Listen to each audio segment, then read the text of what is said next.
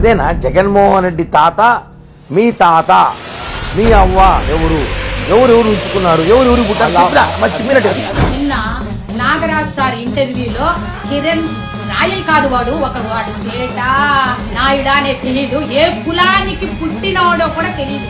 వాడు పోయి జగన్మోహన్ రెడ్డి గారి గురించి మాట్లాడతాడా? జగన్మోహన్ రెడ్డి గారు ఎవరికి పుట్టాడని మాట్లాడతారా?